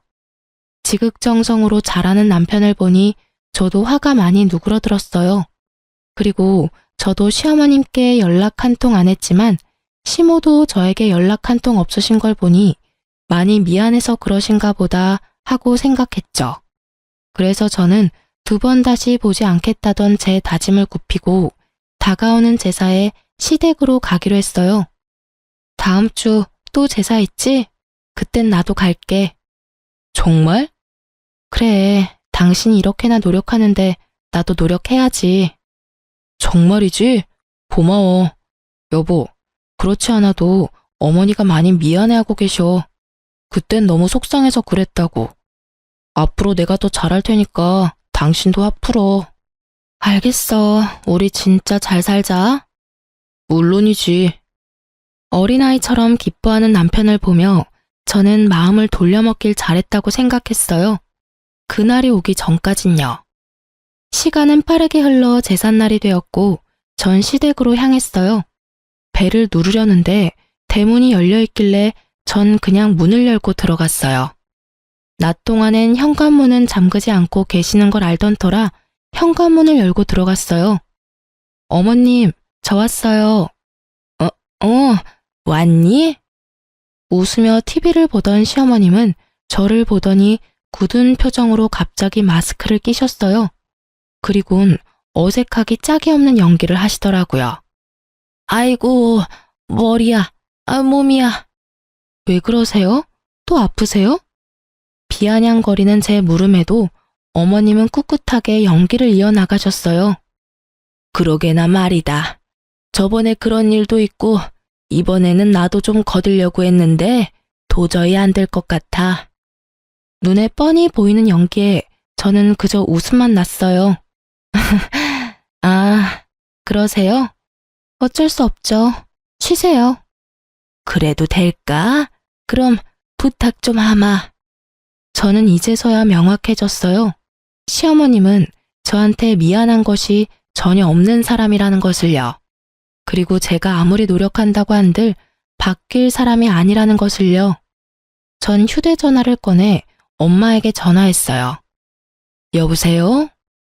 엄마 난데 오늘 여사님 계시지? 늘 계시지. 여사님은 왜? 내가 주소 보내줄 테니까 그리로 여사님 좀 보내줘. 급하게 제사 음식 준비해야 하는데 나 혼자는 무리야. 이런 일까지 부탁해서 미안하다고 꼭 전해주고. 그런 걱정하지 말고 주소나 보내. 그런 사실 알면 내가 가지 말라고 해도 여사님이 간다고 난리치실 게다. 고마워. 문자 바로 보낼게. 그렇게 불이 나게 오신 여사님은 저의 부탁에 따라 재료를 다듬어 주셨어요. 부치고 삶고 굽고 끓이는 것은 제가 하고요. 여사님께선 다 해주신다고 했지만 그래도 제사 음식인데 제 손으로 마무리하고 싶었어요. 시어머님은 미워도 남편은 사랑했으니까요. 마지막 탕국에 불을 껐을 때 시어머님은 하품을 늘어지게 하며 방에서 나오시더군요. 다 했니? 어머, 누구세요? 전 시어머님의 말을 무시하고 여사님을 먼저 돌려보냈어요. 여사님, 고생 많으셨어요. 밖에 택시 기다리니까 빨리 가보세요. 여긴 제가 알아서 할게요. 감사해요. 여사님이 돌아가신 후 시어머님은 저를 붙잡고 불같이 화를 내시기 시작했어요. 너 설마 제사 음식을 딴 사람 손에 맡겼니? 네, 도저히 저 혼자서는 못해서요. 너 제정신이니? 어떻게 다른 것도 아니고 제사 음식을 남의 손에 맡겨? 제가 큰 잘못을 한 것이었을까요? 전 아무리 생각해도 제가 잘못한 것을 모르겠더라고요. 그래서 전 참지 않고 할 말을 했습니다. 그러면 어떡해요? 어머님은 너무 편찮으셔서 손가락 하나 까딱하실 힘도 없으시고 저도 유산하고 망가진 몸이 아직 돌아오지도 않았어요. 그렇다고 제사를 미룰 수도 없는 노릇이니까요. 하나부터 열까지 다 여사님께서 다 해주신다는 거 그건 아닌 것 같아서 재료 손질만 부탁드렸어요. 그것도 그렇게 큰 잘못인가요? 밉다고 하니까 미운 짓만 골라서 하는구나. 막말로 아까 그 아줌마가 재료만 손질해줬는지 아닌지 내가 어떻게 아니? 그리고 유산한 게 자랑이니? 그리고 유산을 왜 하니 도대체? 유산을 왜 하냐니. 어머님, 진짜 모르셔서 하시는 말씀이세요? 그래? 난 정말 모르겠구나. 네가 무리했다면 뭐 얼마나 했다고. 말이 나왔으니까 하는 말인데 우리 때는 그보다 더한 일하고도 애만 잘 낳았다. 너 몸에 무슨 문제라도 있는 거 아니니? 아니지. 몸보다는 머리에 문제가 있을 수도 있겠구나. 그러니까 애가 떨어지는데도 모르고 등신같이 그러고 있지. 부하하니 가정교육도 엉망에다가 직업도 별로야. 그렇다고 성격이 좋아서 고분고분한 맛이라도 있길 하나. 넌 무슨 자신감으로 우리 아들같이 잘난 의사한테 시집왔니? 애초에 너같이 멍청한 애랑 잘난 우리 아들이랑 결혼시키는 것도 아니었는데. 누굴 탓하겠니? 내가 맘이 너무 약해서 너 같은 걸 며느리라고 참고 산다 살아. 시어머님 말씀을 듣고 있자니 어이없어 웃음만 나오더라고요. 무슨 부귀영화를 누리겠다고 아직 좋지도 않은 몸을 이끌고 와서 여사님께 민폐까지 끼쳐가며 음식을 해댔는지 참 시어머님 말처럼 제가 등신이었더라고요. 그래서 전 더는 등신같이 굴지 않기 위해 제가 만든 음식을 큰 통에 다 담았어요. 너 뭐하니? 어머님 말씀대로 제가 참 등신이었네요. 그래서 이제 그렇게 안 살려고요. 이 음식은 제가 다 가져갈게요. 어머님 말씀대로 누가 만들었는지 알지도 못하는 음식 제사상에 올릴 수 없잖아요. 이건 제가 다 가져갈 테니까 음식 준비는 어머님이 알아서 하세요. 뭐라고? 그리고 이 등신 같은 미련한 며느리는 이만 가볼게요. 전 어머님이 절 이렇게나 미워하고 싫어하시는 줄 모르고 어렵게 마음 돌려왔는데 이제 그딴 짓 하지 않으려고요. 앞으론 무슨 일이 있어도 찾아오는 일 없을 테니 저한테 연락하지 마세요. 그럼 가볼게요. 전 그 길로 시댁에서 나와버렸습니다. 뒷좌석에 음식을 싣고 시동을 걸려는 순간 남편에게 전화가 왔어요. 여보. 여보, 어쩌지? 나 오늘 못 갈 것 같아. 응? 당신 할아버지 제사인데 당신이 못 오면 어째? 나 오늘 중요한 VIP 수술 있는데 깜빡했지 뭐야? 어쩌지? 나도 지금 어머님이랑 한바탕 하고 나오는 길이란 말이야. 나도 모르겠으니까 어머님께 전화해. 전화를 끊은 저는 친정으로 가려다 집으로 향했어요. 남편도 못 온다고 하니 간소하게라도 제사를 지내려고요. 제사 그게 뭐라고. 지금 생각하면 저 자신이 참 한심한데 그땐 최소한의 도리라도 하고 싶었어요. 그렇게 저는 집으로 돌아와 혼자 제사를 지내고 잠이 들었어요. 아침에 일어나 보니 당연히 옆에서 자고 있어야 할 남편이 없더라고요. 휴대전화를 확인하니 남편에게 문자가 와 있었어요. 나 수술 이제 끝나서 병원에서 잠시 눈 붙이고 바로 진료 시작하려고. 미안해. 문자 온 시간을 보니 새벽 4시가 넘은 시간. 밤새워 고생했을 남편을 생각하니 안쓰럽더군요. 참 바보 같은 생각이었죠. 왜 의심조차 하지 않았을까요? 아무리 개인 병원이고 VIP 손님이더라도 성형외과에서 그 시간까지 수술할 리가 없는데. 하여튼 전 고생하는 남편을 위해 몸에 좋다는 걸 구해다 열심히도 챙겨 먹였어요. 유산 이후 쉬던 터라 시간이 많기도 했고 시어머니와 그렇게 끝내버린 것이 남편에게 내심 미안하기도 했거든요. 그런데 남편은 점점 바빠졌고 외박하는 날이 잦아졌어요. 여보, 왜 이렇게 외박이 잦아? 아, 우리 병원 이제 야간 근무도 해. 이게 보니까 야간에 시술을 원하는 환자가 많더라고. 미리 말한다는 게 정신이 없어서 깜빡했네. 미안해. 아, 그렇구나. 우리 여보가 고생이 많네. 어머님 일은 됐어. 당신은 이제 어머니한테 신경 쓰지 마. 두 사람 만났다면 싸우니까 나도 곤란하고 힘들었는데 차라리 잘 됐다고 생각하자. 그냥 당신은 당신 몸 잘 추스르고 친정에 신경 더 써드려. 알겠어. 오늘도 늦어? 아마 못 들어올 거야. 페이닥터라도 구하고 싶은데 아직 그 정도까진 무리라서 한동안은 내가 다 해야 할 것 같아. 고생해. 외박이 잦아지니 저도 의심이 되긴 했지만 병원 때문이라 하니 그런 줄만 알았어요. 집에 와서 잠만 자고 나가는 날들이 많아지고 가끔 집에서 쉬는 날에도 잠만 자더라고요. 대화는 사라지고 남편의 다정한 모습은 점점 사라졌어요. 아니, 사라졌을 뿐 아니라 변해갔어요. 당신 살쪘어? 나? 그런가? 아닐 텐데. 왜? 나 돼지 같아? 아니, 그 정도는 아닌데 관리 좀 해야겠다. 살도 좀 찐 것 같고 피부도 처지는 것 같네. 그래? 마사지라도 받아야겠다. 당신 카드 좀 쓸게. 당신 돈 없어? 병원에 기계 새로 들여서 나도 힘들어. 아, 나도 고정적으로 나가는 게 있으니까. 아, 알겠어. 내 돈으로 알아서 할게. 일을 쉬고 있으니 수입은 없는데 생활비부터 시댁 용돈까지 다 제 통장에서 나가니까 순식간에 통장 잔액이 비더라고요. 결혼 초반엔 신랑도 수입이 일정치 않았으니 제가 모든 걸 맡아서 해결했었거든요. 아무것도 모르는 남편이 그런 식으로 말하니 섭섭하긴 했지만 남편도 오죽 힘들면 저럴까. 그렇게 남편을 이해하려 애썼어요. 그러던 어느 날 엄마에게 전화가 왔어요. 엄마. 요새 박서방 무슨 일 있니? 왜? 무슨 일이라니? 요즘 통 연락도 없고 해서 내가 전화했더니 받지도 않고 혹시나 무슨 일 있나 해서. 아, 요즘 야간 진료도 혼자 도맡아 하느라고 바빠서 그런가 봐. 나도 요즘 얼굴 보기 힘들어. 그랬구나. 어쩐지.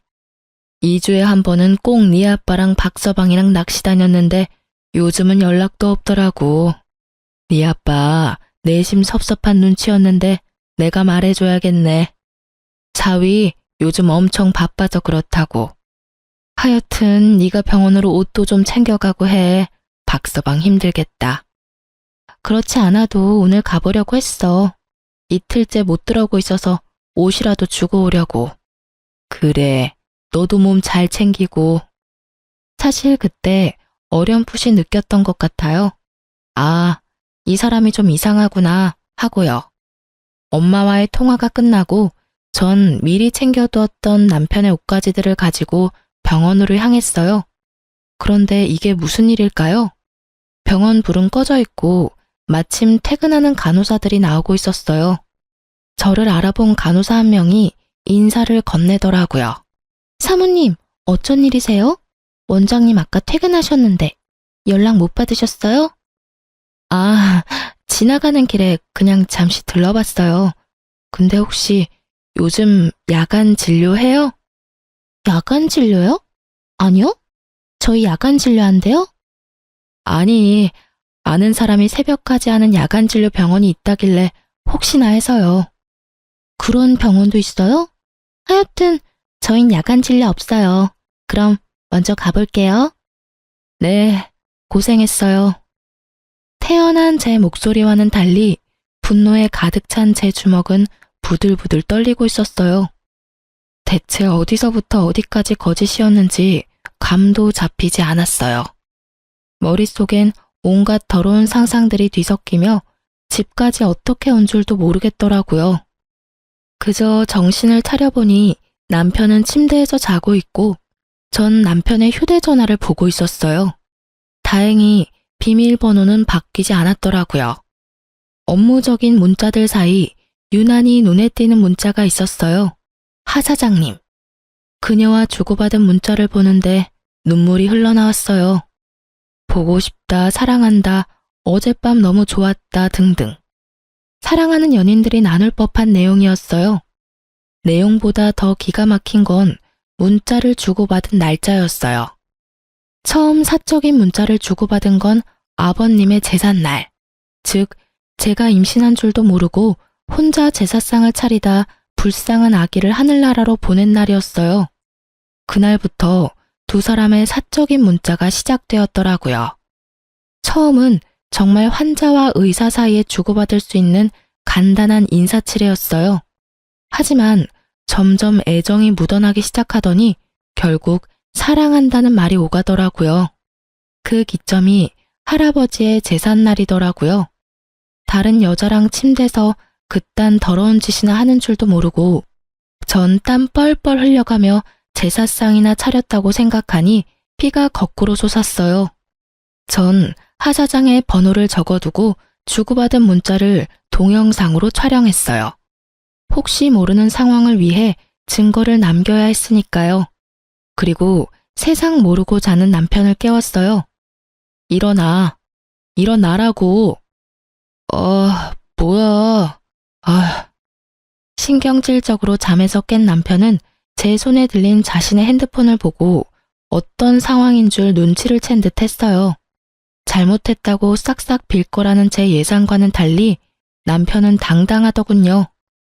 그렇지 않아도 얘기하려고 했는데 그걸 못 참고 휴대폰까지 뒤졌어. 그래, 맞아. 나 다른 사람 생겼어. 우리 이혼하자. 뭐? 당신, 뭐가 그렇게 당당해?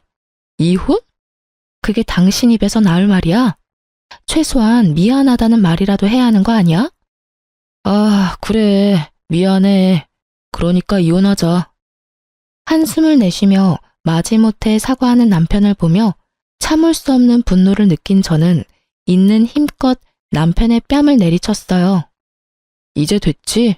일단 나 오늘은 나가서 잘게. 흥분 좀 가라앉히면 연락해. 한 대 맞아줬으니 만족하냐는 표정의 남편은 그대로 집을 나가버렸습니다. 그야말로 억장이 무너진다는 것이 이런 심정이었을까요? 전 그대로 자리에 주저앉아 남편이 나간 문을 보며 울었어요. 소리도 질렀다가 숨죽여 흐느끼다가 문득 그러고 있는 제가 한심해 웃었다가 그렇게 미쳐가다 보니 해가 떠오르더라고요. 붉게 빛을 내며 뜨는 해를 보니 제가 처한 상황이 실감이 나며 정신이 번쩍 들었어요. 이러고 있을 때가 아니지 하고요. 일단 전 시어머님께 해주던 금전적인 지원을 다 끊었어요. 마침 한 달치 용돈을 드리던 날이었는데 자동이체를 취소했어요. 돈이 들어올 때가 됐는데 들어오지 않으니 시모한테서 전화가 계속해서 오더라고요. 계속 울리던 전화가 잠잠하다 싶더니 집으로 직접 찾아오셨더라고요. 비밀번호는 어떻게 알았는지 당당하게 문까지 열고 저를 노려보고 계셨어요. 남편이고 시어머님이고 뭐가 저리 당당한지 헛웃음이 나더라고요. 너 지금 웃니? 울 순 없어서요. 무슨 일이세요? 너 왜 전화 안 받니? 그리고 돈은 왜 안 붙이니? 오늘 돈 붙이는 날인 거 잊었니? 시댁에 할 도리를 못하면 돈이라도 제때 보내야 할 거 아니냐? 어머님, 저한테 돈 맡겨두셨어요? 그게 왜 네 돈이야? 엄연히 내 아들 돈이지. 아니요. 이때껏 어머님 드린 용돈, 그거 제 돈으로 드린 거였어요. 어찌 되었든 그 돈이 그 돈 아니니. 됐고, 얼른 돈이나 붙이거라. 제가 왜요? 저 돈 없어요. 저의 태도에 시어머님은 노발대발 저한테 화를 내더라고요. 저는 그러든가 말든가 남편에게 전화를 걸어 얼른 집으로 오라고 했죠. 시어머님은 그런 저를 보며 더욱 언성을 높이며 호통을 쳐댔지만 전 아무런 대꾸도 하지 않고 그저 보고만 있었어요. 근처에 있었는지 남편이 빨리도 왔더라고요. 당신 어머님 좀 데리고 가줄래? 나한테 돈 내놓으라고 하는데 내가 참 어이가 없어서. 내가 당신 집안 ATM 기기야? 왜 나한테 와서 돈을 달래? 어머니, 가세요. 저년 저거 말하는 꼴 좀 봐라. 아들 너 진짜 저딴 년이랑 살아야겠니? 참나. 당신도 들었지? 내가 이딴 취급까지 받았는데 순순히 이혼해 줄 것 같아? 이혼? 이혼이라니 무슨 말이니? 나가서 말씀드릴 테니 얼른 나오세요. 다시는 찾아오지도 마시고요. 얼른 모시고 가. 이 이상 선 넘으면 죽을 때까지 이혼 안 해줄 테니까 그렇게 알고. 저의 협박과도 같은 으름장에 남편은 시어머님을 끌고 가다시피 데리고 나갔어요. 저는 다시 정신을 차리고 적어두었던 내연녀의 번호를 찾아 전화를 걸었어요. 저의 전화를 받은 그 여자는 많이 당황하더라고요. 저 역시 당황스러웠어요. 알고 보니 이 여자 엄청난 재력가더라고요. 남편이 당당한 것엔 이유가 있었어요. 거기에다 남편이 이미 이혼을 마친 돌싱남으로 알고 있었어요. 산 넘어 산이라더니. 남편의 거짓말은 어디까지일까요? 제가 알던 남편은 대체 누구였던 걸까요? 전 온몸에 소름이 끼치더라고요. 그러면서 묘수가 떠올랐어요. 그날 저녁 저의 호출에 남편이 집으로 왔어요. 당신 이미 이혼했다고 거짓말했다며? 당신이 그걸 어떻게... 설마 그 여자랑 통화했어? 그럼 내가 그 문자도 다 봤는데 전화번호도 안 적어뒀을 거라 생각했어? 미쳤어? 그 사람한테 뭐라고 했어? 설마 다 말한 건 아니지? 미치긴 당신이 미쳤네. 아직도 상황 판단이 안 돼? 어디서 큰 소리야? 무릎 꿇고 빌어도 될까 말까 하는 상황에. 원하는 게 뭐야? 집, 차, 병원, 결혼할 때 우리 집에서 해줬던 모든 거 다 내 명의로 바꿔. 병원은 그냥 당신이 나한테 비싸게 사. 어차피 의사질은 계속 해야 할 거 아니야. 그리고 위자료도 내놔. 이때까지 내가 당신 집에 지원했던 생활비까지 다 포함해서. 뭐? 그 여자도 돈 많은 것 같은데?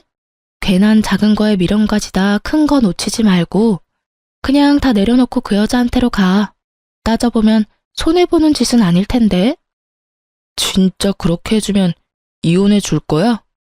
그래, 그까짓 이혼해 줄 테니 내가 원하는 대로 다 해. 그래, 알겠어. 남편이 돌아간 후 저는 기쁨을 주체할 수가 없었어요. 남편의 외도를 알게 된 후 변호사 친구와 만나 상담을 했었어요. 변호사 친구의 말이 위자료는 당연히 받을 수 있는 상황이지만 나머지는 힘들다고 했었거든요.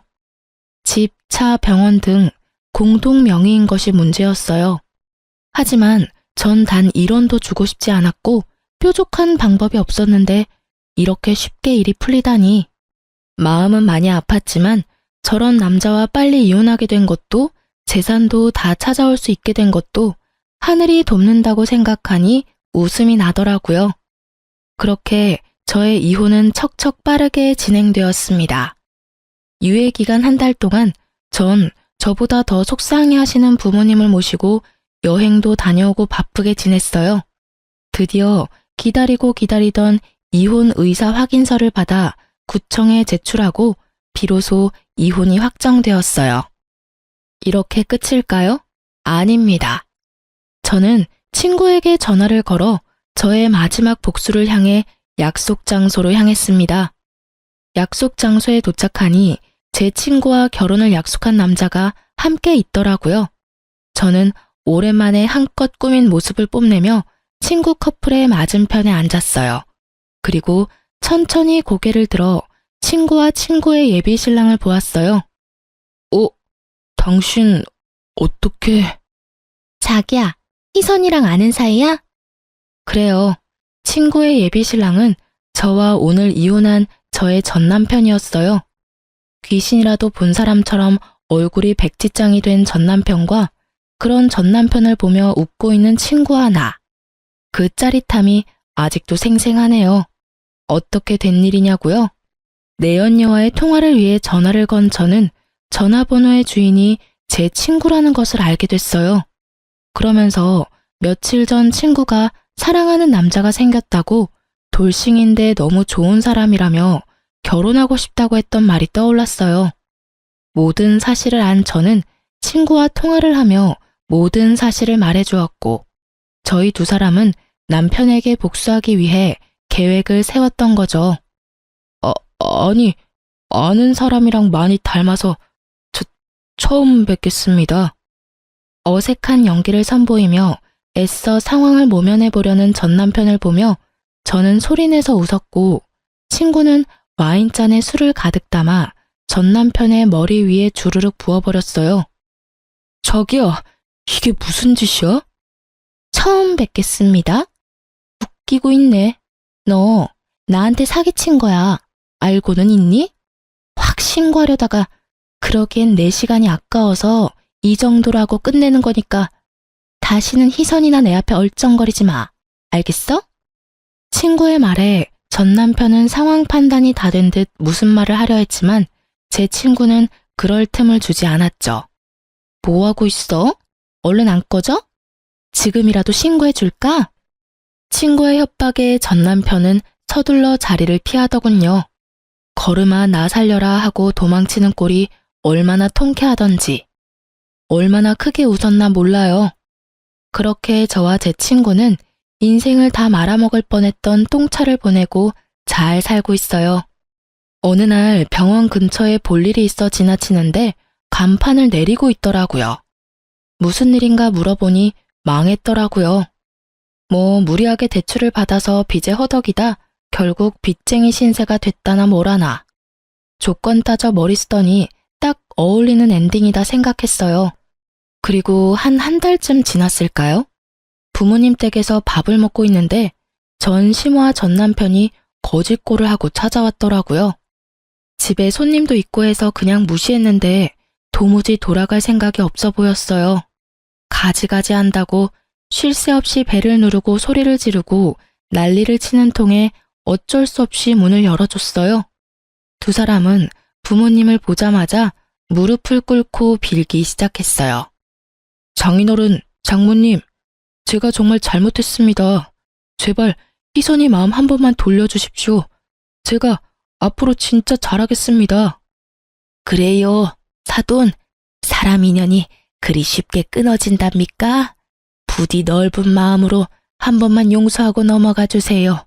저도 제 아들도 반성 많이 너?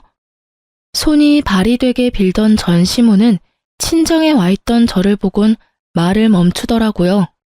이윽고 제 옆에 서 있던 남자를 보고선 눈이 뒤집혀서 순식간에 저에게 달려와 제 머리카락을 휘어잡았어요. 그리곤 인정사정 없이 흔들었어요. 야 이년아, 그럼 그렇지. 바람은 네가 펴놓고 누구한테 덮어 씌워? 막장의 끝을 보여주는 시어머님을 멈춰 세운 건 다름 아닌 집에 와 있는 손님, 변호사 친구였어요. 친구는 시어머님을 제지하고선 바로 경찰에 신고했어요. 그리고 바로 고소까지 진행했어요.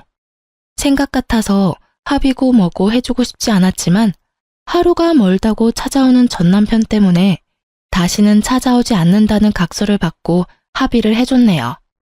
그렇게 정말 지긋지긋했던 전 남편과 시댁과의 인연이 끝이 났어요.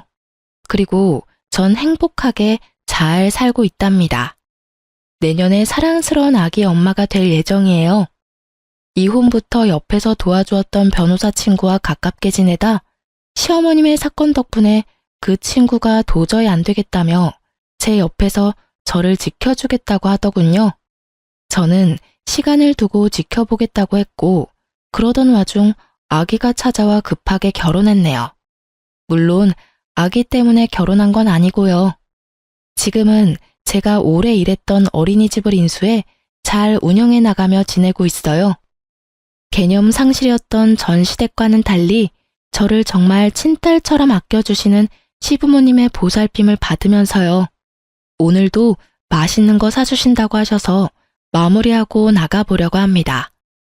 제 사연에 답답하기도 하셨겠지만 이만하면 꽤 통쾌한 복수 아닐까요? 여러분께 시원한 사이다가 되었길 바라면서 이만 마무리할게요. 긴 제 사연 들어주셔서 정말 감사합니다.